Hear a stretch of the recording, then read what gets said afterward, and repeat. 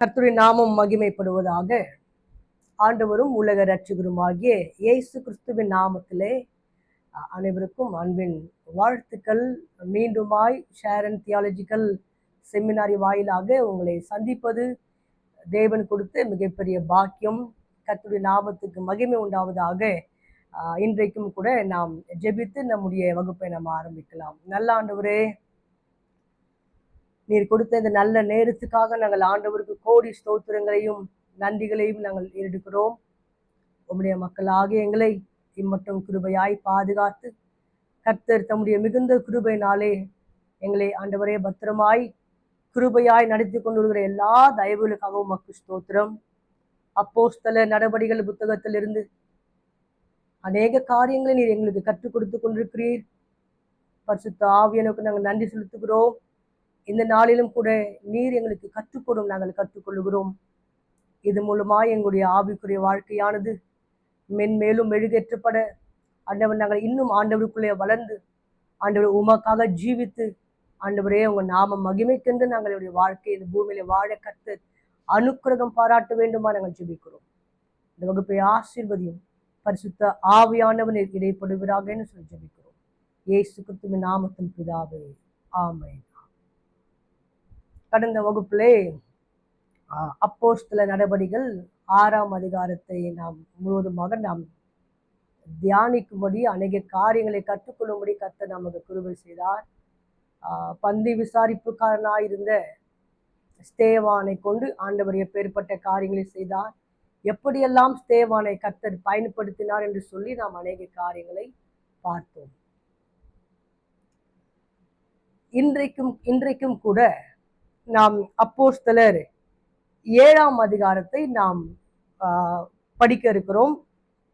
இந்த அப்போஸ்தலர் 7ஆம் அதிகாரத்திலே ஸ்தேவான் ஒரு மிகப்பெரிய பிரசங்கம் பண்ணுகிறதை நாம் பார்க்கிறோம். ஸ்தேவான் மிகப்பெரிய பிரசங்கியாளனா என்பதை நாம் கேட்போம் என்று சொன்னால் அவர் பிரசங்கியாளர் கிடையாது. அவர் ஒரு பந்தி விசாரிப்பு செய்கிற ஒரு வேலைக்காரன். அந்த பந்தி விசாரிப்பு செய்கிற அந்த விசாரணைக்காரன் தான் இந்த ஸ்தேவான். ஆனால் இந்த 7ஆம் அதிகாரத்துல பார்க்கும்போது ஒரு பெரிய ஒரு பிரசங்கத்தை அவர் செய்கிறார். 1ஆம் அதிகாரத்தில் நாம் வாசிக்கும் பொழுது 7ஆம் அதிகாரம், பிரதான ஆசாரியன் அவனை நோக்கி காரியம் இப்படியா இருக்கிறது என்று கேட்டான். அதற்கு அவன், சகோதரரே, பிதாக்களே, கேளுங்கள். நம்முடைய பிதாவாகிய ஆபிரகாம் காரானூரிலே குடியிருக்கிறதற்கு முன்னமே மெசபொத்தாமியா நாட்டில் இருக்கும்போது மகிமையின் தேவன் அவனுக்கு தரிசனமாகி அப்படின்னு சொல்லி ஆபிரகாமில இருந்து அவர் ஆரம்பிக்கிறார். இந்த ஸ்தேவான் அவர் எப்பேற்பட்ட ஞானம் கொண்டவர், ஆண்டவர் அவருக்கு எப்படிப்பட்டதான விசேஷித்த ஞானத்தை கொடுத்திருக்கிறார் என்று சொல்லி நாம் நிச்சயமாக நாம் தெரிந்து கொள்ள வேண்டும். ஆபிரகாமிலிருந்து அவர் ஆரம்பிக்கிறார். ஆண்டவர் ஆபிரகாமை அந்த காரானூரிலிருந்து எப்படி ஆபிரகாமை அழைத்தார், ஆண்டவர் எப்படி ஆபிரகாமை அழைத்து எங்க போக சொன்னாரு, என்னெல்லாம் செய்தார் என்று சொல்லி இந்த ஆபிரகாம் குறித்து அவர் அப்படியே ஜனங்களுக்கு பிரசங்கம் பண்றாரு. ஆண்டவர் வாக்குத்தத்தம் பண்ணப்பட்ட ஈசாக்கை ஆபிரகாம் கொடுத்த காரியத்தையும் அப்படியே யாக்கோபு, ஏசா, யாக்கோபை கொண்டு ஆண்டவர் என்னெல்லாம் செஞ்சார், யாக்கோபு கொடுத்த பிள்ளைங்களுடைய பட்டியல அவர் சொல்றாரு. அதுல ஆண்டவர் யோசேப்பை தெரிந்து கொண்டார். ஜனங்கள் அந்த கானான்ல அவங்க பஞ்சத்துல இருந்த காரியத்தையும் பிற்பாடு எகிப்துக்கு போகிற காரியத்தையும் குறித்து அவர் சொல்லுகிறார். எகிப்துல இருந்த ஜனங்கள் எப்படிலாம் வாழ்ந்தாங்க, எப்படிலாம் அவங்க ஆண்டவர் நோக்கி முறையிட்டாங்க, அவர்களுடைய காரியங்கள் எப்படிலாம் இருந்தது என்பதை குறித்து அவர் இங்க சொல்றாரு. எகிப்திலிருந்து ஆண்டவர் மீண்டுமாய் அவர்கள் எப்படி அந்த வாக்குத்தத்தம் பண்ணப்பட்ட கானான் தேசத்துக்கு கொண்டு வராரு.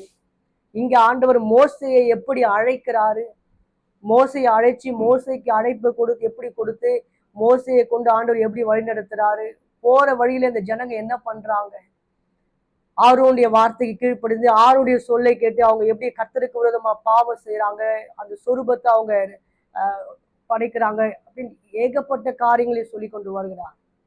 பிற்பாடு இந்த பிரயாணத்துல ஆண்டவர் யோசுவாவை எப்படி பயன்படுத்துறாரு, யோசுவாவை கொண்டு ஆண்டவர் தன்னுடைய திட்டத்தை எப்படியெல்லாம் நிறைவேற்றுகிறார் என்பதை குறித்து ஸ்தேவான் இங்க சொல்ற காரியத்தை நம்ம பார்க்கிறோம். யோசுவாவை கொண்டு அந்த கானான் தேசத்துல ஜனங்களை கொண்டு போய் சேர்க்கிறதையும், வாக்குத்தத்தம் பண்ணப்பட்ட அந்த தேசத்துல அவர்களை கொண்டு போய் சேர்க்கிறதையும், அந்த 12 கோத்திரங்கள் பிரிக்கிற காரியத்தையும், அநேக காரியங்களை அவர் ஜனங்களுக்கு எடுத்துரைக்கிறார் அந்த ஸ்தேவான்.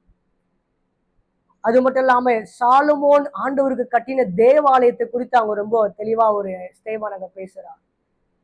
ஆக மொத்த ஆதி ஆகமத்திலிருந்து ஆபிரகாமிலிருந்து சாலமோன் ராஜா ஆண்டவருக்கு தேவாலயம் கட்டின காரியத்தை வரலும் 50வது வசனம் வரலும் அநேக காரியங்களை அவர் ஜனங்களுக்கு எடுத்துரைக்கிறார். சற்று ஆவிக்குரியவர்களாக நாம் இதை கொஞ்சம் இங்கே நம்ம நிதானித்து பார்க்கும் பொழுது, இந்த மனுஷன், இந்த ஸ்தேவான், இந்த பந்தி விசாரிப்புக்காரன் எந்த அளவுக்கு வேதாகமத்தின் மேல், கர்த்தருடைய வார்த்தையின் மேல் அவர் வாஞ்சியுள்ளவராய் இருந்திருப்பார் என்று நாம் சற்று நிதானித்து பார்க்க வேண்டும். ஜனங்க முன்னாடி நின்று ஆபிரகாம் முதற்கொண்டு தேவாலயம், சாலமோன் ஆண்டவர் கட்டின தேவாலயத்தை வரலும் ரொம்ப போல்டா ஜனங்களை பார்த்து இந்த ஸ்தேவான் சொல்றாரு. இங்க ஸ்தேவான் மூலமா நாம தெரிந்து கொள்ள வேண்டிய ஒரு காரியம், கர்த்தருடைய பிள்ளைகளாகிய நாம், ஆவிக்குரியவர்களாகிய நாம், விசுவாசிகளாகிய நாம், ஊழியக்காரர்களாகிய நாம் வேதத்தை வாசிப்பது, வேதத்தை கற்று வேதத்திலே தேறி இருப்பது ஒவ்வொரு கிறிஸ்தவர்களுக்கும், ஒவ்வொரு ஊழியர்களுக்கும் மிக மிக அவசியமாய் காணப்படுகிறது. நாம் வேதாகமத்தை நன்கு அறிந்திருக்கிற பட்சத்தில் நாம் நன்கு பிரசங்கிக்கவும், நாம் நன்கு ஜனங்களுக்கு எடுத்துரைக்கவும் அது நமக்கு மிகவும் பிரயோஜனமா இருக்கும். இந்த ஸ்தேவான் அதை தான் இங்கு செய்கிறார். நாம் அப்படியே இந்த 7ஆம் அதிகாரத்துல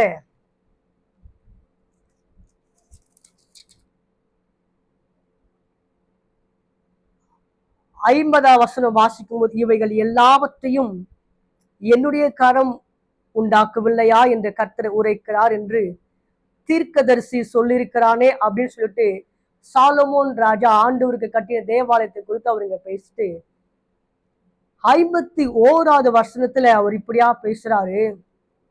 வணங்கா கழுத்துள்ளவர்களே, இருதயத்திலும் செவிகளிலும் விருத்த சேதனம் பெறாதவர்களே, உங்கள் பிதாக்களை போல நீங்களும் பரிசுத்த ஆவிக்கு எப்பொழுதும் எதிர்த்து நிற்கிறீர்கள். தீர்க்கதரிசிகளில் யாரை உங்கள் பிதாக்கள் துன்பப்படுத்தாமல் இருந்தார்கள்? நீதிபரருடைய வருகையை முன்னறிவிக்கிறவர்களையும் அவர்கள் கொலை செய்தார்கள். இப்பொழுது நீங்கள் அவருக்கு துரோகிகளும் அவரை கொலை செய்த பாதகருமாயிருக்கிறீர்கள். தேவ தூதரை கொண்டு நீங்கள் நியாய பிரமாணத்தை பெற்றிருந்தும் அதை கை கொள்ளாமல் போனீர்கள் என்றார். 54ஆம் வசனம், இவைகளை அவர்கள் கேட்டபொழுது மூர்க்கமடைந்து அவனை பார்த்து பல்லை கடித்தார்கள். அவன் பரிசுத்த ஆவினாலே நிறைந்தவனாய் வானத்தை அண்ணார்ந்து பார்த்து தேவனுடைய மகிமையையும் தேவனுடைய வலது பார்சத்தில் இயேசுவானவர் நிற்கிறதையும் கண்டு, அதோ வானங்கள் திறந்திருக்கிறதையும் மனுஷகுமாரன் தேவனுடைய வலது பார்சத்தில் நிற்கிறதையும் காண்கிறேன் என்றார். ஜனங்கள்ட்ட ரொம்ப போல்டா, தைரியமா, பரிசுத்த ஆவினால நிரப்பப்பட்டவரா இந்த ஸ்தேவான் பிரசங்கம் பண்ணுகிறார். இதை கேட்ட ஜனங்க, வசனம் ரொம்ப அழகா சொல்லுது, இவைகளை அவர்கள் கேட்ட பொழுது மூர்க்கம் அடைந்து பயங்கரமா அவர் மேல கோவப்படுறாங்க. கோவப்பட்டு அவரை எல்லாரும் என்ன பண்றாங்க, அவரை பார்த்து பல்ல கடிக்கிறாங்க, அடிக்கிறதுக்கு எல்லாரும் ஆயத்தம் ஆயிட்டாங்க. அப்போ ஸ்தேவான் ஒரு காட்சியை பார்க்கிறார். அவன் பரிசுத்த ஆவினால் நிறைந்தவனாய் வானத்தை அண்ணார்ந்து பார்த்து தேவனுடைய மகிமையையும் தேவனுடைய வலது பார்சத்தில் இயேசுவானவர் நிற்கிறதையும் கண்டு, அதோ வானங்கள் திறந்திருக்கிறதையும் மனுஷகுமாரன் தேவனுடைய வலது பார்சத்தில் நிற்கிறதையும் காண்கிறேன் என்றார். இயேசு கிறிஸ்துவானவர் இந்த பூமியில வந்தார், வாழ்ந்தார். அவர் 3.5 ஆண்டு ஊழியம் செய்தார். நமக்காக அவர் அடிக்கப்பட்டார், காயப்பட்டார், நொறுக்கப்பட்டார், நமக்காக ரத்தம் சிந்தி மரித்த தேவன் இயேசு கிறிஸ்து 3ஆம் நாள் உயிரோடு கூட எழுந்த பிற்பாடு 40 நாள் காட்சி அளித்து அவர் பரலோகத்துக்கு ஏறி போயிருக்கிறார். ஏறி போனவர் பிதாவினுடைய வலது பார்சத்திலே உட்கார்ந்திருக்கிறார் என்று சொல்லி நாம் வேதத்தில் வாசிக்கிறோம். ஆனால் இங்கே ஸ்தேவான் ஒரு தரிசனத்தை சொல்லுகிறார். வானங்கள் திறந்திருக்கிறதையும் மனுஷகுமாரன் தேவனுடைய வலது பார்சத்தில் நிற்கிறதையும் காண்கிறேன் என்கிறார். இங்க ஒரு வெளிப்பாடு என்னன்னா, அநேக வேத அறிஞர்கள் இப்படியாய் சொல்லுகிறார்கள். பிதாவினுடைய வலது பார்சத்துல உட்கார்ந்திருக்கிற இயேசு கிறிஸ்து அந்த நேரத்துல ஸ்தேவானின் ஜனங்களோடு பேசும் அந்த நேரத்துல ஜனங்கள் எல்லாரும் ஸ்தேவான் மேல் மூர்க்கம் அடைந்து அவரை கல்லெறிவதற்காக ஜனங்க ஆயத்தமாகி நிற்கிற நேரத்துல இயேசு கிறிஸ்துவானவர் தன்னுடைய சிங்காசனத்தை விட்டு அவர் எழுந்து நிற்கிறதை இந்த ஸ்தேவான் பார்க்கிறார். முதலாக இயேசு கிறிஸ்துவின் நாமத்து நிமித்தம் இயேசு கிறிஸ்துவுக்காக இரத்த சாட்சியாய் ஒரு ஊழியக்காரன் மரிக்க போகிறான். ஆகவே அதை கனம் பண்ணும் விதமாக நம்முடைய ஆண்டவராக இயேசு கிறிஸ்து அன்றைக்கு ஸ்தேவானை வரவேற்பதற்காக, ஸ்தேவானை கனம் பண்ணுவதற்காக தன்னுடைய சிங்காசனத்தை விட்டு எழுந்து நின்றார் என்பதாக அநேக வேத அறிஞர்கள் கூறுகிறார்கள். ஆம், எனக்கு அன்பானவர்களே, இயேசுவுக்காக முதலில் இரத்த சாட்சியாக மரிக்க தன்னை அர்ப்பணித்தவர் தான் இந்த ஸ்தேவான். அவரை வரவேற்பதற்காக தான் இயேசு கிறிஸ்துவானவர் தன்னுடைய சிங்காசனத்தை விட்டு எழுந்து தன்னுடைய ஊழியக்காரனுக்கு இயேசு கிறிஸ்து செய்த மரியாதையை நாம் இங்கே வாசிக்க முடிகிறது. அடுத்த வசனம் 57வது வசனத்தை நாம் வாசிக்கும் போது, அப்பொழுது அவர்கள் உரத்த சத்தமாய் கூக்குரலிட்டு தங்கள் காதுகளை அடைத்துக் கொண்டு ஒருமனப்பட்டு அவன் மேல் பாய்ந்து அவனை நரகத்துக்கு புறம்பே தள்ளி அவனை கல்லெறிந்தார்கள். சாட்சிக்காரர் தங்கள் வஸ்திரங்களை கழற்றி சவுல் எண்ணப்பட்ட ஒரு வாலிபனுடைய பாதத்தின் அருகே வைத்தார்கள். இந்த ஜனங்க என்ன பண்றாங்க? இதை கேட்ட ஜனங்க எல்லாரும் கூச்சலிட்டு தங்கள் காதுகளை அடைத்து அவன் மேல் பாய்ந்து அவனை நகரத்துக்கு புறம்பே தள்ளி அவனை கல்லெறிந்தார்.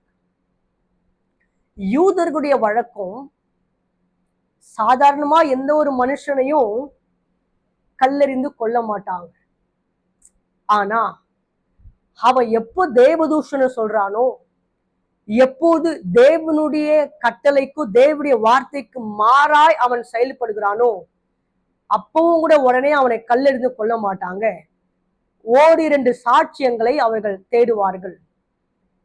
ஒருவர் தப்பு செஞ்சார்னா அந்த தப்பை செஞ்ச மனுஷனுக்கு தண்டனை கொடுப்பதற்கு சில சாட்சியங்கள் மிக மிக அவசியம்.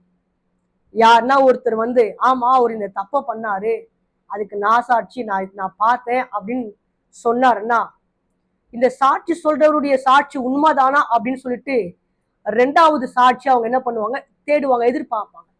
2வது சாட்சிக்காரரை வந்து, ஆமா அவர் சொல்றது உண்மைதான், அவர் அந்த தப்பு பண்ணதை நாங்களும் பார்த்தோம், நாங்களும் கேள்விப்பட்டோம், நாங்களும் அந்த இடத்துல இருந்தோம் அப்படின்னு சொல்லி ஓரிரண்டு சாட்சிகள் இருந்தா மட்டும்தான் அந்த குற்றம் சாட்டப்பட்ட மனுஷனை அவர்கள் கல்லெறிவது யூதர்களுடைய வழக்கம்.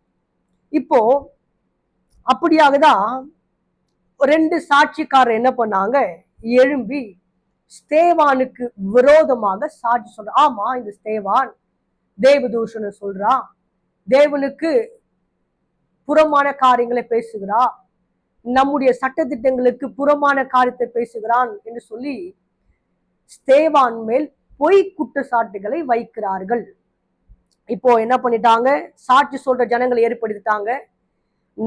நகரத்துக்கு புறமே அவனை கொண்டு போறாங்க. நகரத்துக்கு புறம் என்ன எங்கன்னா, அந்த நாட்களிலே எருசலேம்ல சாலமோன் ராஜா ஆண்டவருக்கு கட்டின தேவாலயம், அந்த தேவாலயத்தை கட்டுகிற அந்த நாட்களிலே அவர் என்ன பண்ணாரு, மலையை உடைச்சி அந்த மலையில இருந்து பெரிய பெரிய கற்களை கொண்டு வந்து தேவாலயத்தை கட்டுவதற்கு அவர் பயன்படுத்தினார். அப்போ அந்த மலையை உடைக்கும் போது அங்கே கொட்டப்பட்ட அந்த கற்களை ஒரு குவியலாக, அது ஒரு மலை மாதிரி குவியலாக, ஒரு மண்டை ஓடு மாதிரி அந்த கற்கள் நின்றது, மிகப்பெரிய ஒரு குவியலாக. அந்த இடத்திற்கு பெயர் தான் கபாலஸ்தலம் என்று சொல்லப்படுகிறது. எபிரேய பாஷையிலே கொல்கதா அப்படின்னு என்று சொல்லப்படுகிறது. அந்த கபாலஸ்தலம் என்று சொல்லப்படுகிற அந்த உயர்ந்த இடத்திற்கு மேல அந்த உச்சியில இந்த ஸ்தேவானை கொண்டு போய் நிறுத்துகிறார்கள். அந்த மலை உச்சியில கார்னர்ல மூலையில என்ன பண்றாங்க, அவரு நிறுத்தி இப்ப ஜனங்க எல்லாரும் கல்லறிவதற்கு ஆயத்தமா நிக்கிறாங்க. எப்படி கல்லறிவாங்க யூதர்கள் அப்படின்னு பார்க்கும்பொழுது, அந்த முதல் சாட்சி சொன்னாரு பாத்தீங்களா, இவர் செஞ்ச தப்ப நான் பார்த்தேன், என் காதார கேட்டேன்னு சொன்னாரு பாத்தீங்களா, அவர் என்ன பண்ணுவாரு, போய் ஸ்தேவானுக்கு முன்னாடி நிற்பார். கீழே இருக்கிற ஆலோசனை சங்கத்துடைய தலைவர் சொல்லுவாரு, இப்போதும் கூட ஸ்தேவான் ஆகிய நீ மரணத்துக்கு பாத்திரவனா இருக்கிறாய். ஏனென்று சொன்னால் மரணத்துக்கு பாத்திரமான குற்றத்தை நீ செய்திருக்கிறாய். ஆகவே உனக்கு மரண தண்டனை விதிக்கப்படுகிறது என்று சொல்லி அவங்க கீழே இருந்து ஆலோசனை சங்கத்தார் என்ன பண்ணுவாங்க, ஜனங்களுடைய காதுகள் கேட்க சொல்லுவாங்க. அப்படி சொல்லிட்ட உடனே இந்த முதல் சாட்சிக்காரர் இருக்காரு பார்த்தீங்களா, அவர் வந்து நின்று அந்த மலை உச்சியில நிக்கிற அந்த ஸ்தேவானை என்ன பண்ணுவாரு, கைய வச்சு ஸ்தேவானை கீழே தள்ளி விடுவார். அப்போ அந்த மனுஷன் என்ன பண்ணுவாரு, தள்ளின உடனே கீழே விழுவார். கீழே விழுந்த உடனே எட்டி பார்ப்பாங்க, ஆட்களை அனுப்பி பார்க்கும்போது தள்ளப்பட்ட மனுஷன் மறிச்சிட்டான்னா விட்டுருவாங்க. ஒருவேளை அவன் மறிக்கல, அவன் உயிருக்கு போராடி கொண்டிருக்கிறான் அப்படின்னா என்ன பண்ணுவாங்கன்னா, இந்த தள்ளி விட்டாரு பாத்தீங்களா முதல் சாட்சிக்காரர், அவர்கிட்ட சொல்லுவாங்க, இப்போ நீங்க என்ன பண்ணுங்க, அவரை கல்லை எடுத்து அவர் மேல போடுங்கன்னு. அப்ப அந்த முதல் சாட்சிக்காரர் என்ன பண்ணுவாரு, நாம நினைக்கிற மாதிரி ஏதோ ஒரு சின்ன குழாங்கலோ இல்ல ஏதோ ஒரு கல்லை எடுத்து அடிக்க மாட்டாங்க. பெரிய பெரிய மலையில உடைக்கப்பட்ட பெரிய பெரிய கற்கள் இருக்கும். அதுல ஒரு கல்லை எடுத்து என்ன பண்ணுவாரு, அந்த தள்ளப்பட்ட மனுஷன் மேல அவர் போடுவார். அது எங்க வேணா விழலாம், தலையில விழலாம், உடம்புல விழலாம், கையில கால்கள் எங்க வேணா விழலாம். ஒருவேளை அந்த கல் அவர் மேல விழுந்து அவர் மறிச்சிட்டாருன்னா அவர் அப்படியே மறிச்சிட்டாரு, ஜனங்கள்லாம் போயிடுவாங்க. அவர் இன்னும் மறிக்கல, இன்னும் அவருக்கு உயிர் இருக்கு அப்படின்ற பட்சத்துல இப்ப அந்த முதல் சாட்சிக்காரர் சொல்லுவாரு ரெண்டாவது சாட்சிக்காரரை பார்த்து, நீரும் வந்து இப்ப என்ன பண்ணுங்க, ஒரு கல்லை எடுத்து அவன் மேல எறிங்கன்னு சொல்லுவாங்க. இப்ப இந்த ரெண்டாவது சாட்சிக்காரர் என்ன பண்ணுவாரு, ஒரு பெரிய கல்லா தேடி எடுத்து அந்த தள்ளப்பட்டவருடைய மேல போடுவார். போட்ட பிற்பாடு ஒருவேளை அந்த மனுஷன் மறிச்சிருந்தாரு, உயிர் போயிடுச்சுன்னா விட்டுருவாங்க. அப்பவும் அவருக்கு உயிர் போகல, இன்னும் உயிர் துடிச்சுன்னு தான் இருக்கு அப்படின்ற பட்சத்துல என்ன பண்ணுவாங்க, பின்னாடி ஜனங்க நிக்கிறாங்க பாத்தீங்களா, அநேக கூட்டத்தார், அவங்களுக்கு கட்டளை கொடுப்பாங்க, நீங்க எல்லாரும் என்ன பண்ணுங்க, இவன் மேல கல்லெறிங்க அப்படின்னு சொல்லுவாங்க. அவங்க எல்லாம் என்ன பண்ணுவாங்க, பக்கத்துல அவங்க கண்ணு முன்னாடி இருக்கிற எல்லா கல்லை எடுத்து அவன் மேல எரிஞ்சு அவனை சாகடிக்கிற வரையிலையும், அவன் உயிர் போகிற வரையிலையும் என்ன பண்ணுவாங்க, அவன் மேல கல்லெறிந்து அவனை கொல்லுவாங்க. இப்படிதான் ஸ்தேவானை ஜனங்கள் அன்றைக்கு கொன்று போட்டார்கள். அந்த கபாலஸ்தலம், அந்த கொல்கதா மலைக்கு கீழே தான் இயேசு கிறிஸ்துவானவரும் கூட சிலுவையிலே அறையப்பட்டார். அப்படியாக ஸ்தேவான் இயேசு கிறிஸ்துடைய நாமத்து நிமித்தம் இயேசுவுக்காக தன்னை பலியாக, தன்னை இரத்த சாட்சியாக மரிப்பதற்கு தன்னை ஒப்பு கொடுத்தார். 59வது வசனத்துல பார்க்கிறோம், அப்பொழுது கர்த்தராக இயேசுவே என் ஆவியை ஏற்றுக்கொள்ளும் என்று ஸ்தேவான் தொழுது கொள்ளுகையில் அவனை கல்லெறிந்தார்கள். அவனோ முழங்காற்படியிட்டு, ஆண்டவரே இவர்கள் மேல் இந்த பாவத்தை சுமாத்தாதரும் என்று மிகுந்த சத்தமிட்டு சொன்னான். இப்படி சொல்லி நித்திரை அடைந்தான். நான் சொன்னபடியே ஜனங்க எல்லாரும் கல்லறிறாங்க. அப்ப அவ ஆண்டவர்கிட்ட வேண்டிக்கிற, ஆண்டவரே இந்த ஜனங்க எல்லாம் செய்யற இந்த தப்ப அவங்களுக்கு நீங்க மன்னிங்க, இந்த பாவத்தை அவங்க மேல சுமத்துறாதீங்கன்னு சொல்லிட்டு ஜனங்களுக்காக இந்த ஸ்தேவான் ஆண்டவர்கிட்ட அவர் பரிந்து பேசுகிறார், ஆண்டவர்கிட்ட ஜெபம் பண்ணுகிறார். அப்படி செய்து கடைசியா அவர் இயேசுக்காக இரத்த சாட்சியாய் மரித்து போகிறார் இந்த ஸ்தேவான். இப்போ 8ஆம் அதிகாரத்துக்கு நாம் வரும்போது முதல் வசனம், அவனை கொலை செய்கிறதற்கு சவுலும் சம்மதித்திருந்தான். அக்காலத்திலே எருசலேமில் உள்ள சபைக்கு மிகுந்த துன்பம் உண்டாயிற்று. அப்போஸ்தலர் தவிர மற்ற யாவரும் யூதேயா சமாரியா தேசங்களில் சிதறப்பட்டு போனார்கள்.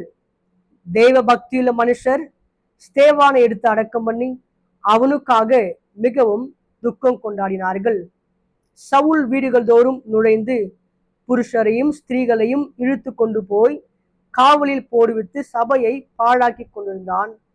சிதறி போனவர்கள் எங்கும் திரிந்து சுவிசேஷ வசனத்தை பிரசங்கித்தார்கள்.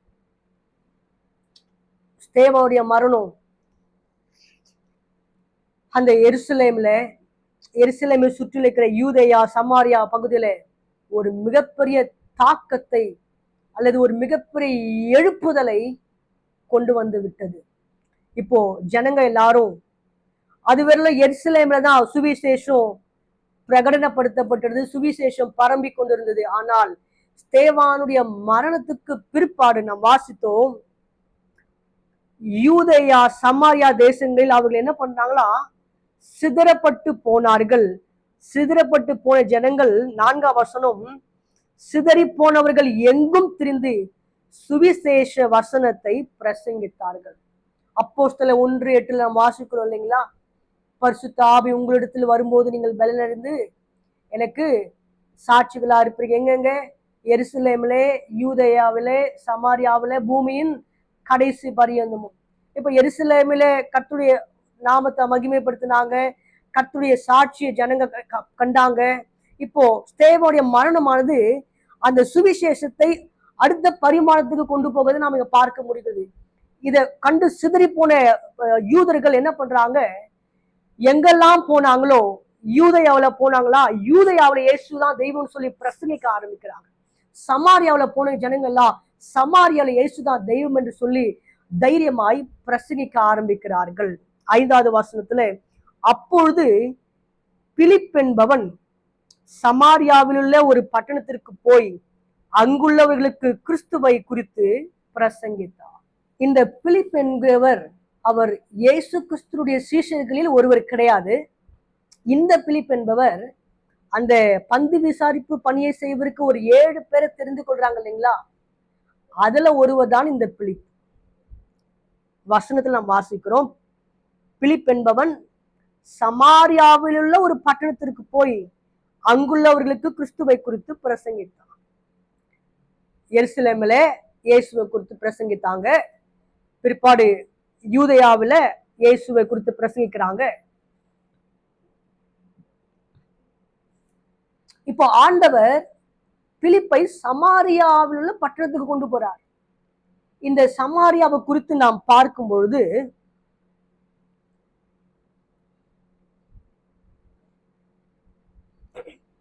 இந்த சமாரியா தான் இஸ்ரவேலினுடைய தலைநகரம்.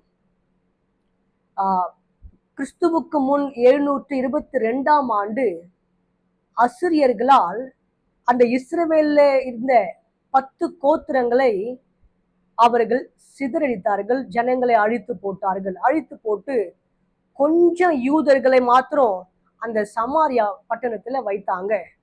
அந்த யூதர்கள் இருக்கிற அந்த சமாரியா பட்டணத்துல புறஜாதியான ஜனங்களை கொண்டு வந்து அவங்களோட குடியிருக்கும்படி வச்சுட்டாங்க. இப்ப என்ன நடக்குதுன்னு பார்க்கும் பொழுது, இந்த யூதர்கள் புறஜாதிகளான சமாரியர்களோடு சம்பந்தம் கலந்து அவர்களோடு பெண் எடுக்கிறதையும் பெண் கொடுக்கிற காரியங்களையும் செய்து கர்த்தருக்கு பிரியமில்லாத காரியங்களை அவர்கள் செய்தார்கள். கர்த்தருக்கு விரோதமாக அவர் துரோகம் செய்கிற காரியங்களை செய்தார்கள்.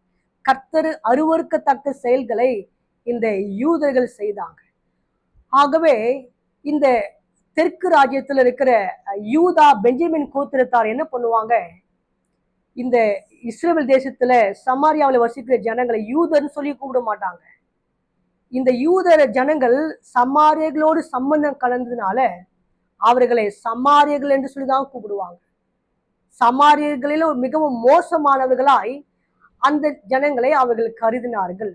ஆகவே கர்த்தருக்கு பிரியமில்லாத காரியத்தை செய்து கர்த்தருக்கு விருப்பமில்லாத, கர்த்தர் அருவருக்கிற ஜனங்களோடு அவர்கள் சம்பந்தம் கலந்ததுனால அந்த ஜனங்களை யூதர்கள் ரொம்ப ஒதுக்கினார்கள், அவர்களை வெறுத்தார்கள். ஆகவே இப்போ யூதர்கள் கலிலேயாவிலிருந்து எருசலேமுக்கு போகணும்னா, அல்லது எருசலேம்ல இருந்து கலிலேயாவுக்கு வரணும்னு சொன்னா அவங்க என்ன பண்ண மாட்டாங்க, நேரடியா போக மாட்டாங்க. ஏன்னா அவங்க சமாரியர்களை தாண்டி தான் போகணும். ஆகவே அவங்க அப்படி போகாம ரொம்ப தூரம் சுற்றி கொண்டுதான் அவர்கள் போவார்கள். இன்னும் சொல்ல போன சமாரியர்களை அவர்கள் ஒரு அருவருக்கத்தக்க ஒரு மிருகத்தை போல அவர்கள் பார்த்தார்கள். அப்படிப்பட்ட அந்த சமாரியா பட்டணத்துக்கு தான் கர்த்தர் பிலிப் என்கிற தன்னுடைய ஊழியக்காரனை அனுப்புகிறார். 6ஆம் வசனத்துல நாம் வாசிக்கிறோம், பிலிப்பு செய்த அதிசயங்களை ஜனங்கள் கேள்விப்பட்டு கண்டு அவனால் சொல்லப்பட்டவைகளை ஒருமனப்பட்டு கவனித்தார்கள். அநேகரில் இருந்த அசுத்த ஆவிகள் மிகுந்த சத்தத்தோட கூப்பிட்டு அவர்களை விட்டு புறப்பட்டது. அநேக திமிர்வாதக்காரரும் சப்பானிகளும் குணமாக்கப்பட்டார்கள். அந்த பட்டணத்திலே மிகுந்த சந்தோஷம் உண்டாயிற்று. ஆண்டவர் இந்த பந்தி விசாரிப்பு வேலையை செய்கிற ஸ்தேவானை ஒரு பக்கம் வல்லமையாய் எடுத்து பயன்படுத்தினார். ஆண்டவருக்காக அவர் இரத்த சாட்சியாய் அவர் மரித்தார். அதே பந்தி விசாரிப்புக்காரரில் ஒருவனாகிய இந்த பிலிப்புவை கர்த்தர் இங்க வல்லமையாய் எடுத்து பயன்படுத்துகிறார். நாம் வாசிக்கிறோம், பிலிப்பு செய்த அதிசயங்களை ஜனங்கள் கேள்விப்பட்டு கண்டு அவனால் சொல்லப்பட்டவைகளை ஒருமனப்பட்டு கவனித்தார்கள். அநேகரில் இருந்த அசுத்த ஆவிகள் மிகுந்த சத்தத்தோட கூப்பிட்டு அவர்களை விட்டு புறப்பட்டது. அநேக திமிர்வாதக்காரரும் சப்பானிகளும் குணமாக்கப்பட்டார்கள். அந்த பட்டணத்திலே மிகுந்த சந்தோஷம் உண்டாயிற்று. யூதர்களால் அருவருக்கப்பட்ட, யூதர்களால் வெறுக்கப்பட்ட அந்த சமாரியா ஜனங்கள் வாழ்கிற அந்த பட்டணத்திலே கர்த்தர் பிலிப்பை கொண்டு போய் ஆண்டவர் பயன்படுத்துகிறார். அவரை கொண்டு அநேக அற்புதங்களையும் அதிசயங்களையும் செய்கிறார். அநேக திமிர்வாதக்காரரை அவரை கொண்டு சொஸ்தமாக்குகிறார். அநேக வியாதியஸ்தர்களை ஆண்டவர் குணமாக்குகிறார். இதை கண்ட ஜனங்கள் எல்லாருக்கும் மிகுந்த சந்தோஷம் உண்டாயிற்று. 9வது வசனத்திலே நாம் வாசிக்கிறோம், சீமோன் என்று பெயர் கொண்ட ஒரு மனுஷன் அந்த பட்டணத்திலே மாய வித்தைக்காரனாயிருந்து தன்னை ஒரு பெரியவன் என்று சொல்லி சமாரியா நாட்டு ஜனங்களை பிரமிக்க பண்ணி கொண்டிருந்தான். தேவனுடைய பெரிதான சக்தி இவன்தான் என்று எண்ணி சிறியோர் பெரியோர் யாவரும் அவனுக்கு செவி கொடுத்து வந்தார்கள். சீமோன், ஆங்கிலத்துல சிமோனி, SIMONY அப்படின்னு சொல்லிட்டு இந்த சீமோன் பெயருக்கு ஆங்கிலத்தில் சொல்லப்படும் வார்த்தை சிமோனி என்று சொல்லுவார்கள். இந்த சீமோன் பேதுரு அல்ல, இவர் மற்ற சீமோன்.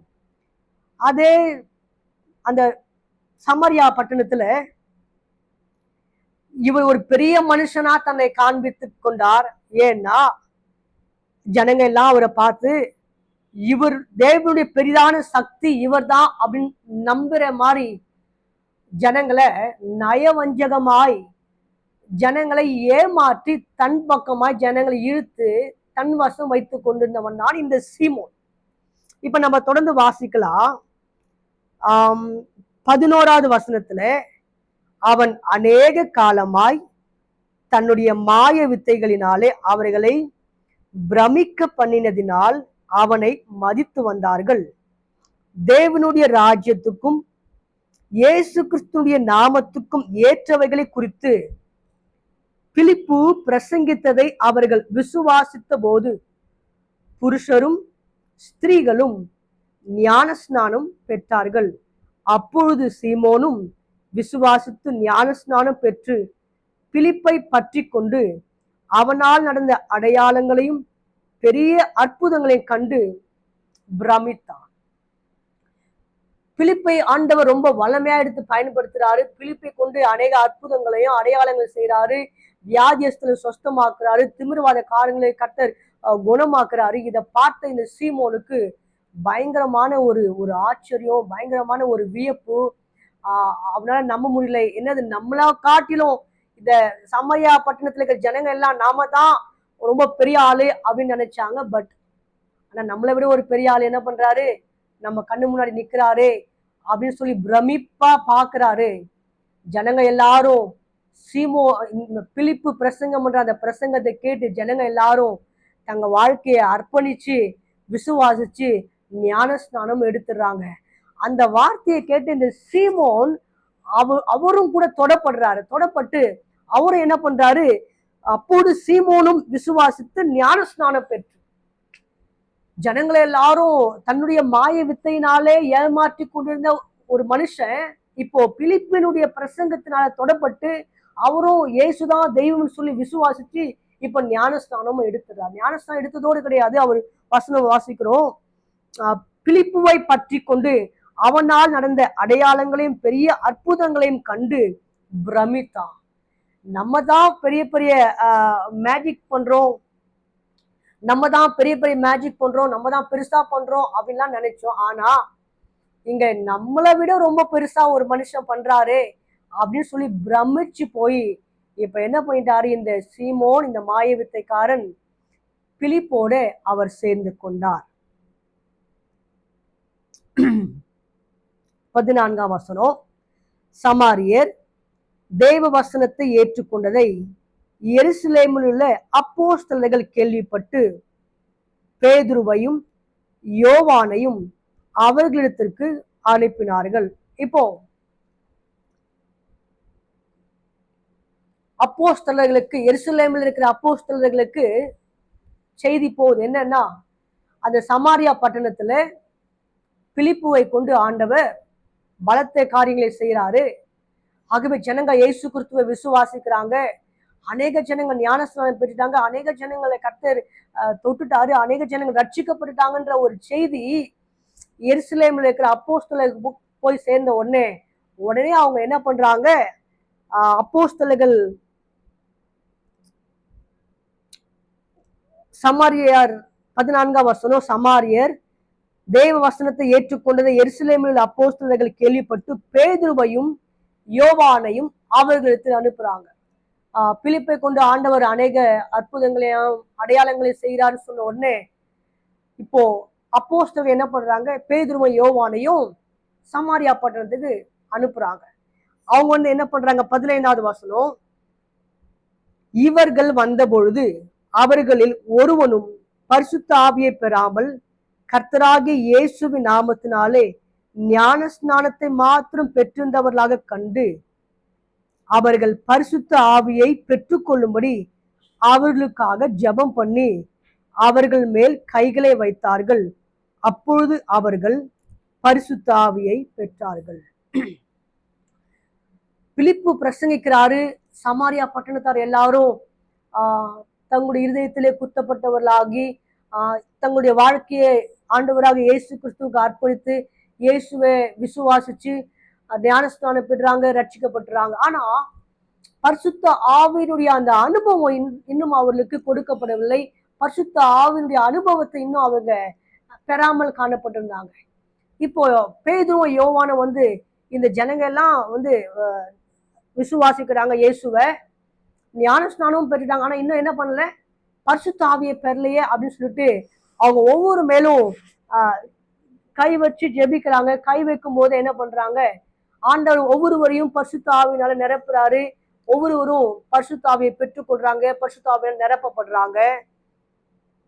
அப்போ இந்த சீமோன் என்ன பண்றான்னு பார்க்கும்போது 18வது வசனத்துல, அப்போஸ்தலர்கள் தங்கள் கைகளை அவர்கள் மேல் வைத்ததினால் பரிசுத்த ஆவி தந்துள்ளப்படுகிறதை சீமோன் கண்டபோது அவர்களிடத்தில் பணத்தை கொண்டு வந்து, நான் எவன் மேல் என் கைகளை வைக்கிறேனோ அவன் பரிசுத்த ஆவியை பெறத்தக்கதாக எனக்கும் இந்த அதிகாரத்தை கொடுக்க வேண்டும் என்றான். 20ஆம் வசனம், பேதுரு அவனை நோக்கி, தேவனுடைய வரத்தை பணத்தினாலே சம்பாதித்துக் கொள்ளலாம் என்று நீ நினைத்தபடியால் உன் பணம் உன்னோடு கூட நாசமாய் போக கடுவது. உன்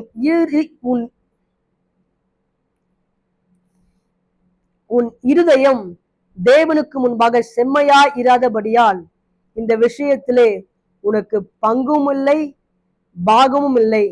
ஆகையால் நீ உன் துர்க்குணத்தை விட்டு மனம் திரும்பி தேவனை நோக்கி வேண்டிக்கொள்.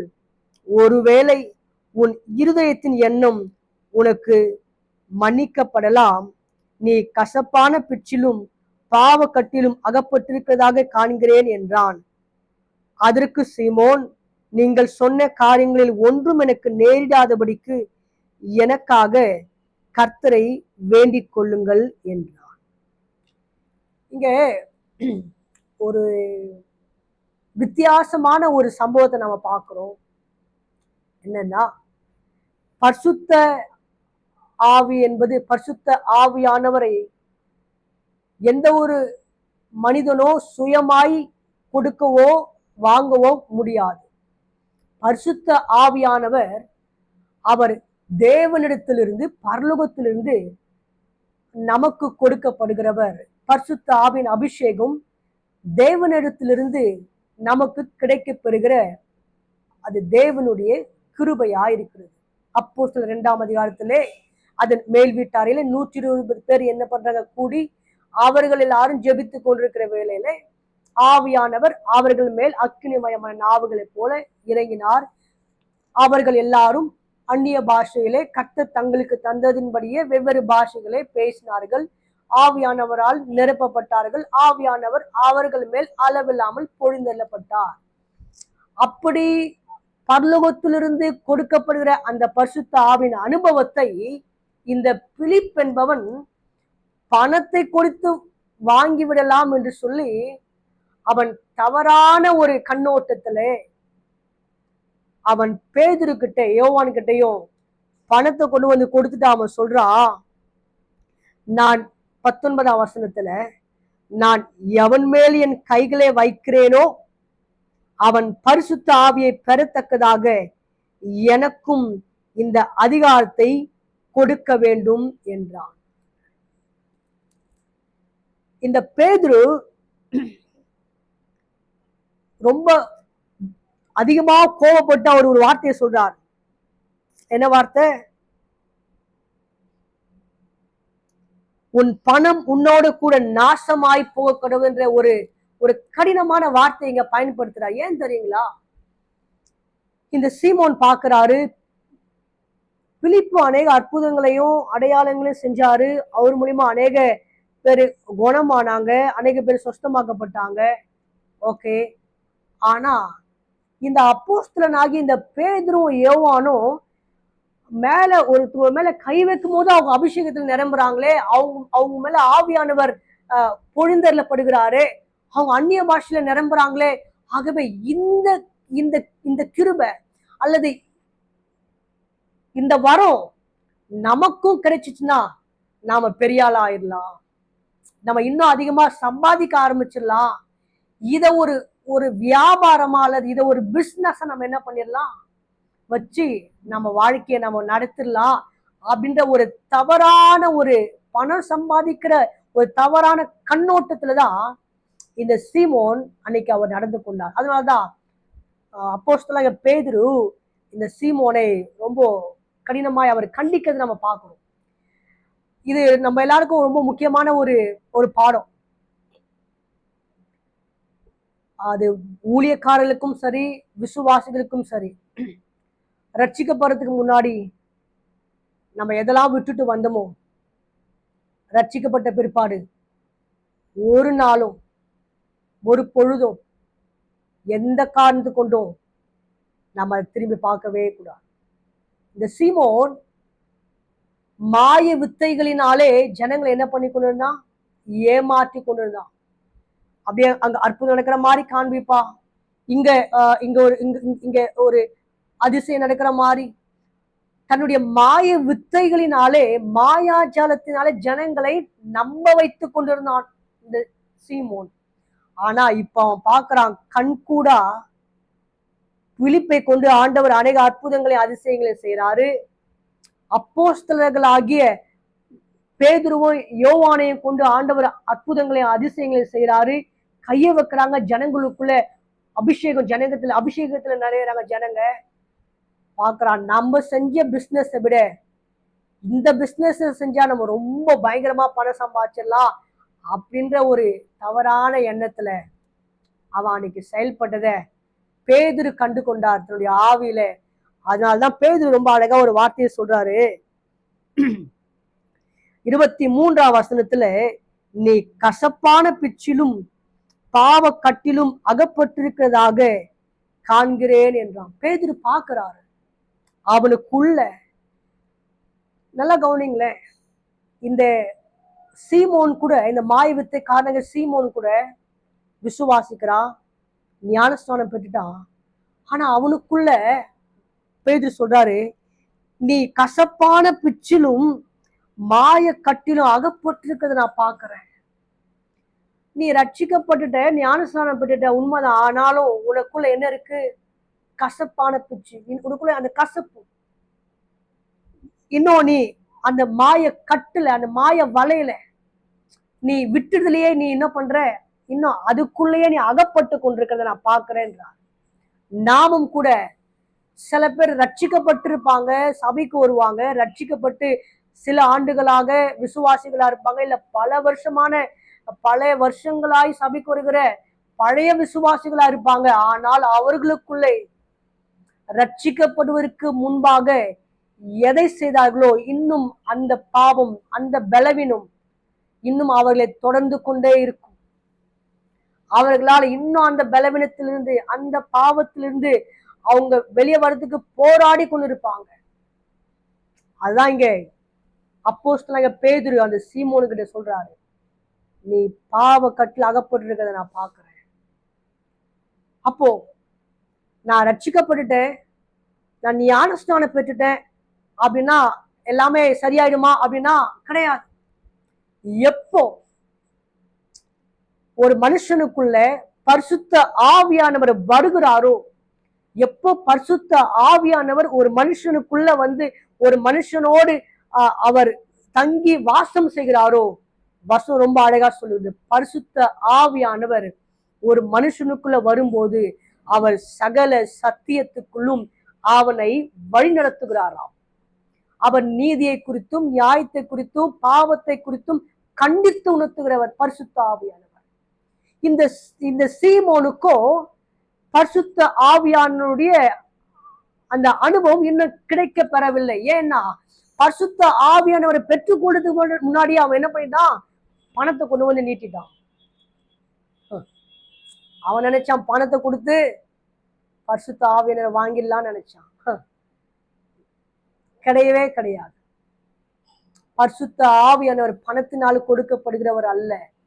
பரிசுத்த ஆவியானவர் தேவனிடத்திலிருந்து நமக்காக கிருபையாய் கொடுக்கப்படுகிறவர். எவர் ஒருவர் அந்த பரிசுத்த ஆவியானவரை வாஞ்சிக்கிறார்களோ, அந்த பரிசுத்த ஆவியானவரை விரும்பி வேண்டிக் கொள்கிறார்களோ, அந்த பரிசுத்த ஆவியானவருக்காக அவர்கள் அதிகமாய் ஊக்கத்தோடு ஜெபிக்கிறார்களோ, அவர்களுக்கு தான் அந்த பரிசுத்த ஆவியானவர் கொடுக்கப்படுவார். ஆகவே இந்த சீமோன் அவன் தவறான ஒரு காரியத்தை இங்கே செய்தான். என்னை கேட்டுக்கொண்டிருக்கிற எல்லாருக்கும் அன்பா நான் இந்த நேரத்துல ஒரு காரியத்தை சொல்லிக் கொள்ள விரும்புகிறேன். நாம் எதை விட்டு வந்தோமோ அதை மீண்டுமாய் ரட்சிக்கப்பட்ட பிற்பாடும் அல்லது நாம் ஊழியத்துக்கு வந்த பிற்பாடும் நாம் அதை தொடர வேண்டும் என்று சொல்லி நாம் ஒரு நாளும் நாம் நினைக்கவே கூடாது. அப்படி நினைக்கிற பட்சத்தில் அது நம்முடைய தனிப்பட்ட ஆவிக்குரிய வாழ்க்கையா இருக்கலாம், அல்லது ஊழியமா இருக்கலாம், ஊழியத்தின் காரியங்களா இருக்கலாம். அது நம்மை மிகவும் மிகவும் மிகவும் நம்மை பாதிக்கும் என்பதை நாம் மறந்து போகக்கூடாது. இந்த சீமோன் பணத்தினாலே பரிசுத்த ஆவியானவரை பெற்றுக்கொள்ளலாம் என்று அவன் நினைத்தான். ஆனால் ஒரு நாளும் பணத்தினால் பரிசுத்த ஆவியானவரை பணத்தினால் பரிசுத்த ஆவியின் அனுபவத்தை நாம் பெற்றுக்கொள்ளவே முடியாது என்பதை நாம் நன்கு புரிந்து கொள்ள வேண்டும். ஆகவே இந்த சம்பவத்தை நம்ம நல்லா புரிஞ்சுக்கணும். ஏன் சீமோன் இவ்வளோ ரொம்ப கோபப்படுறாருன்னா, 1 ராஜாக்களை நம்ம வாசிக்கும் பொழுது ஆகாப் ராஜா என்ன பண்றாரு, அந்நிய ஸ்திரியாகிய யேசபேலை திருமணம் பண்ணிக்கிறார். யேசபேல் யாரு? பாகாலை வணங்குகிறவள், விக்கிரகங்களை வணங்குகிறவள் தான் யேசபேல். ஆகாப் அந்நிய ஸ்திரியாகிய யேசபேலை திருமணம் பண்றது மிகப்பெரிய தவறு. ஆனா இப்போ என்ன நடக்குதுன்னா, இந்த யேசபேல் ஆகாப்பை திருமணம் பண்ணின பிற்பாடு இஸ்ரவேல் தேசத்துல யெகோவா தேவன் ஒருவர்தான் தேவன் இஸ்ரவேலர்களுக்கு. ஆனா இந்த யேசபேல் பாகாலின் தெய்வங்களை அவள் உள்ள நுழைக்கிறான். இந்த பாகாலுடைய தெய்வத்தை ஆண்டவர் யோசுவாவை கொண்டு தாவீதை கொண்டு எல்லாம் அழிச்சு போட்டுட்டார். எல்லாத்தையும் அழித்து போட்டுட்டு இஸ்ரவேல் ஜனங்களை ஆண்டவர் ரொம்ப அழகா ஆண்டவரா அவள் நடத்தி கொண்டு போற அந்த நேரத்துல இந்த யேசபேல் என்ன பண்ணிட்டா, இஸ்ரவேலுக்குள்ள பாகால் தெய்வங்களை கொண்டு வர ஆரம்பிச்சுட்டா. ஆண்டவர் ரொம்ப அருவருத்தார் இந்த காரியத்தை. அதனால்தான் ஆண்டவர் என்ன பண்ணிட்டாருன்னா, அந்த ஜனங்களை 3 வருஷம் மழையே இல்லாம ரொம்ப அதிகமா ஆண்டவர் அவர்களை வாதித்தார், அவர்களை தண்டித்தார். அது ஒரு மிகப்பெரிய தண்டனையா அவங்களுக்கு காணப்படும். யோசித்து பாருங்களேன், ஒரு நாள் அல்லது ஒரு வாரம் இல்ல ஒரு மாதம் மழை இல்லைனா கூட ஒரு சமாளிக்க முடியும். ஆனா 3 வருஷம் வறட்சி அது அவர்களை அதிகமா பாதிச்சது. ஆண்டவர் அருவருக்கிற ஒரு விஷயம், அந்நிய தெய்வங்களை அவருடைய பிள்ளைகள் நமஸ்கரிக்க கூடாது. ஆனா இந்த யேசபேல் என்ன பண்ணாங்க, அவ அந்நிய தெய்வத்தை பாகால இஸ்ரவேலுக்குள்ள அவ கொண்டு வந்துட்டா. அதே சம்பவத்தை தான் என்ன பண்றாரு இந்த மாய வித்தைக்காரனாகிய சீமோன் செய்யறார். இந்த கிஃப்டை, இந்த பரிசுத்த ஆவியை வாங்கிக்கின்னு நம்ம என்ன பண்ணலாம், அதே மாய வித்தையில அதை பயன்படுத்தி நம்ம மிக்ஸ் பண்ணி இதன் மூலியமா நம்ம பணம் சம்பாதிச்சு நம்ம நிறைய லாபம் சம்பாதிக்கலாம், நம்ம பெரிய ஆள் ஆகலான்ற ஒரு தவறான ஒரு மனப்பான்மையோடு இந்த மனுஷன் செயல்பட்டார். அதனாலதான் அப்போஸ்தலனாகிய பேதுரு ரொம்ப அதிகமா கோபப்பட்டு அவரை கண்டிக்கிறார். 25வது வசனம், இவ்விதமாய் அவர்கள் கர்த்தருடைய வசனத்தை சாட்சியாய் அறிவித்து சொன்ன பின்பு சமாரியருடைய அநேக கிராமங்களில் சுவிசேஷத்தை பிரசங்கித்து எருசலேமுக்கு திரும்பி வந்தார்கள். 26ஆம் வசனம், பின்பு கர்த்தருடைய தூதன் பிலிப்பை நோக்கி, நீ எழுந்து தெற்கு முகமாய் எருசலேமில் இருந்து காசா பட்டணத்துக்கு போகிற வனாந்திர மார்க்கமாய் போ என்றார். அந்தபடி அவன் எழுந்து போனான். அப்பொழுது எத்தியோப்பியருடைய ராஜஸ்திரியாகிய கந்தாகே என்பவளுக்கு மந்திரியும். 25வது வசனம், இவ்விதமாய் அவர்கள் கர்த்தருடைய வசனத்தை சாட்சியாய் அறிவித்து சொன்ன பின்பு சமாரியருடைய அநேக கிராமங்களில் சுவிசேஷத்தை பிரசங்கித்து எருசலேமுக்கு திரும்பினார்கள். அப்போஸ்தலனாகிய பேதுருவும் யோவானும் பிலிப்பும் என்ன பண்றாங்க, அந்த சமாரியா பட்டணத்துல அநேக நாள் தங்கியிருக்கிறாங்க. தங்கியிருந்து இந்த சமாரியா கிராமங்களுக்கெல்லாம் போய் சுவிசேஷத்தை பிரசங்கிக்கிறாங்க. அநேக ஜனங்கள் ரட்சிக்கப்படுறாங்க, அநேக ஜனங்கள் தொடப்படுறாங்க, அநேக வியாதிஸ்தர்கள் சொஸ்தமாக்கப்படுறாங்க, அநேக பிணியாளிகள் குணமாக்கப்படுறாங்க, அநேக ஜனங்கள் இயேசுதான் தெய்வம் சொல்லி தங்களை ஒப்பு கொடுத்து விசுவாசித்து ரட்சிக்கப்பட்டு ஞானஸ்தானம் பெற்று அவங்க இயேசுக்குரிய பிள்ளைகளா மாற்றப்படுறாங்க. அப்ப நாம செய்ய வேண்டிய ஒரு காரியம் என்ன தெரியுங்களா, ஆண்டவர் நமக்கு கொடுத்த அந்த கிருபை, அந்த வரத்தை ஒரு நாளும் நம்முடைய சுய லாபத்துக்காக, நம்முடைய சுயநலத்துக்காக நாம் அதை ஒரு நாளும் அதை நாம் பயன்படுத்தக்கூடாது. கர்த்தர் கொடுத்தது ஆண்டவர் நமக்கு இலவசமாய் கொடுத்திருக்கிறார். அதை ஆண்டவர் நாம மகிமைக்கென்று மாத்திரம் எவ்விதத்திலையும் எல்லா சூழ்நிலையிலையும் நாம் பயன்படுத்த வேண்டியது மிக மிக மிக அவசியமா இருக்கு. ஆண்டவர் இந்த சாதாரணமான பிலிப்பை கொண்டு அநேக அற்புதங்களையும் அடையாளங்களையும் செய்தார். அநேக திமிர்வாதக்காரரை சொஸ்தமாக்கினார். அநேக வியாதியஸ்தரை ஆண்டவர் குணமாக்கினார். அந்த தேவன் நம்மை கொண்டும் செய்ய அவர் போதுமானவரா இருக்கிறார். ஆகவே நாமும் கூட ஆண்டவர் நமக்கு கொடுத்திருக்கிற அந்த கிருபைகள் என்னவாயிருந்தாலும் சரி, நமக்கு கொடுத்திருக்கிற வரங்கள் என்னவாயிருந்தாலும் சரி, நாம் கொஞ்சத்திலே உண்மையுள்ளவர்களாய் இருக்கும்போது அநேகத்திலே ஆண்டவர் நம்மை அதிகாரிகளாய் மாற்ற ஆண்டவர் அவர் போதுமானவரா இருக்கிறார். ஆகவே நாமும் கூட ஆண்டவர் நமக்கு கொடுத்திருக்கிற அந்த கிருபைகளை, அந்த வரங்களை, அந்த தாளந்துகளை அவருக்காக மாத்திரம் பயன்படுத்துவோம். அவர் நாம மகிமைக்காக மாத்திரம் நாம் பயன்படுத்துவோம். இந்த உலகத்துல மூர்ச்சித்து கிடைக்கிற இயேசு கிறிஸ்துவே யார் என்று தெரியாதிருக்கிற, இயேசுதான் தெய்வம் என்று தெரிந்தும் பல சூழ்நிலைகள் நிமித்தமாக ஏற்றுக்கொள்ள முடியாமல், பல நிர்பந்தங்கள் நிமித்தமாக இயேசுவை மெய்யாய் விசுவாசித்தும் ஏற்றுக்கொள்ள முடியாதிருக்கிற ஜனங்களுக்கு நாம் சுவிசேஷத்தை பிரசங்கிப்போம். இயேசுவே மெய்யான தெய்வம் என்று நாம் அவர்களுக்கு பிரகடனப்படுத்துவோம். தேசத்தை நாம் ஆதாயமாக்கிக் கொள்வோம். இயேசு கிறிஸ்துவுக்காக நாம் மிகப்பெரிய ஒரு ஜன கூட்டத்தை நாம் பரலோகத்திலே கொண்டு போய் சேர்ப்போம். ஆகவே நாம் ஒவ்வொரு நாளும் நமக்கு கொடுத்திருக்கிற அந்த தாளந்துகளை, கிருபைகளை, வரங்களை ஆண்டவருக்காக நாம் பயன்படுத்துவோம். வருகிற நாட்களிலே கர்த்தர் நம்மை கொண்டும் தேசத்திலே பெரிய காரியங்களை செய்வாராக. நாம் ஜெபிக்கலாம். நல்ல ஆண்டவரே, இந்த நல்ல நேரத்துக்காக நாங்கள் ஆண்டவருக்கு நன்றி செலுத்துகிறோம். ஆண்டவரே, இந்த அப்போஸ்தலர் 7ஆம் அதிகாரம் 8ஆம் அதிகாரத்தில் நாங்கள் பார்த்தோம். உம்முடைய ஊழியக்காரனாகிய ஸ்தேவானை நீர் மகிமையாய் பயன்படுத்தினீர். ஆண்டவரே, உம்முடைய மகிமைக்குள்ளே ஆண்டவரே உம்முடைய மகனை, உம்முடைய ஊழியக்காரனை நீர் எழுந்து நின்று அவனை ஆண்டவரே வரவேற்று நீர் ஏற்றுக்கொண்டீர். ஆண்டவரே, பந்தி விசாரிப்புக்காரனாகிய பிலிப்பை கொண்டும் கூட அநேக அற்புதங்களையும் அடையாளங்களையும் செய்த தேவன் ஆண்டவரை இன்றைக்கும் கூட எங்களை கொண்டும் செய்ய நீர் மகிமை பொருந்தியவராய், நீர் வல்லமையுள்ளவராய் இருக்கிறீர். ஆகவே எங்களுக்கு கொடுத்த அந்த தாளந்துகள், எங்களுக்கு கொடுத்த கிருபைகள், எங்களுக்கு கொடுத்த ஆண்டவரே அந்த வரங்களை நாங்கள் உண்மையாய் ஆண்டவரே நாங்கள் உம்முடைய நாம மகிமைக்கென்று பரிசுத்த ஆவியானவரை சார்ந்து நாங்கள் ஆண்டவரே செயல்பட எங்களுக்கு உதவி செய்வதாக. ஒரு நாளும் ஆண்டவரே சுய லாபத்திற்காகவோ, சுய ஆதாயத்திற்காகவோ, சுயநலங்களுக்காகவோ கர்த்தர் கொடுத்த அந்த கிருபைகளையும், அந்த தாளந்துகளையும், அந்த வரங்களையும் ஆண்டவரை நாங்கள் விற்று போடாதபடிக்கு பரிசுத்த ஆவியானவர் நீர் எங்களை காத்துக்கொள்ள வேண்டுமா நாங்கள் ஜெபிக்கிறோம். ஆண்டவரே, அப்போஸ்தலனாகிய பேதுரும் யோவானும் பிலிப்பும் சேர்ந்து ஆண்டவரே அந்த கிராமங்கள் தோறும் அநேக கிராமங்களுக்கு சென்று சுவிசேஷத்தை பிரசங்கித்தது போல நீர் கொடுத்த இந்த வாழ்க்கையிலே நாங்களும் கூட ஆண்டவரே அநேக இடங்களுக்கு சென்று இயேசுவை கிறிஸ்து என்று சொல்லி பிரசங்கிக்கவும், அநேக ஜனங்களை ஆதாயப்படுத்திக் கொண்டு பரலோகத்தில் ஒரு கூட்ட ஆத்துமாக்களை நாங்கள் சேர்க்க உம்முடைய கிருபையினாலே எங்களை நிரப்புவீராக. உம்முடைய வரங்களினாலே எங்களை நிரப்புவீராக.